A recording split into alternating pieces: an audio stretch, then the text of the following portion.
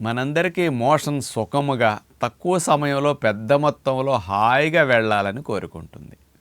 అలా వెళితే ఎంత బాగుంటుంది. గాలిలో తేలినట్టు స్వర్గం ఎక్కడుందంటే జాడించుకో పెద్ద కుప్పలాగా మోషన్ అట్లా పడిపోయినప్పుడు 5 సెకండ్లు 10 సెకండ్లో ఎంత సుఖం ఉంటుందో అలాంటిది చాలామందికి పాపం ఎక్స్పీరియన్స్ ఉండదు. అలా వెళితే బాగుండు అనుకుంటారు కానీ అవ్వదు. అలా అవ్వటానికి మనసు పాత్ర చాలా ముఖ్యమైనదని మీరు గ్రహించాలి. చాలామంది మరి నీళ్లు తాగే ప్రయత్నం చేస్తారు. మనం చెప్పగాను ఇంకొకరు చెప్పగాను కడుపు నిండా లీటర్ పావు నీళ్లు తాగేసరికి ఆ బరువుకు మోషన్ వస్తుందని తాగుతారు. త్రాగినప్పుడు కూడా కొంతమందికి వస్తుంది కానీ కొద్దిగానే వస్తుంది. కొంతమంది అక్కడ కూడా నీళ్లు త్రాగా కూడా 5-10 నిమిషాలు దొడ్లో కూర్చుంటారు. అలా కేవలం అట్లా నీళ్ల ప్రెషర్ ఒకటే సుఖ విరోచన అవ్వడానికి ఉపయోగపడదు. దానికి తోడు మనసు యొక్క పాత్ర చాలా ముఖ్యం అన్నమాట.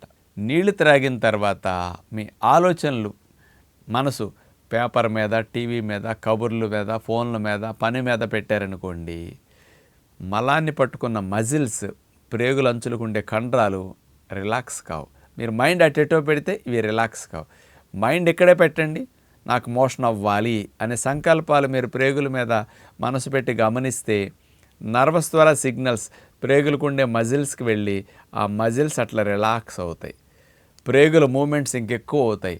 ఆ తోపుడికి మలద్వారం దగ్గరికి చేరుతుంది.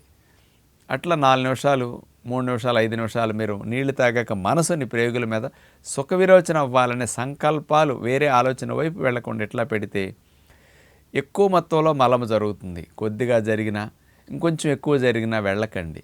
ఇంకా బాగా జరిగి నా వల్ల కాదు, చాలా స్పీడ్గా మోషన్ వచ్చేస్తున్నది, నేను అర్జెంటుగా పరిగెత్తాల్సి వస్తుంది అన్నంత ఊపు రానివ్వాలి. ఆ స్థితి వచ్చే వరకు మీరు మనసు పెట్టి గమనిస్తూ బయటే 4 అడుగులు 10 అడుగులు ఇంట్లో తిరుగుతూ అట్లా ఆలోచన పెట్టండి. అర్జెంట్ అన్నప్పుడు వెళ్ళండి, జాడించి సుఖ విరోచన అవుతుంది.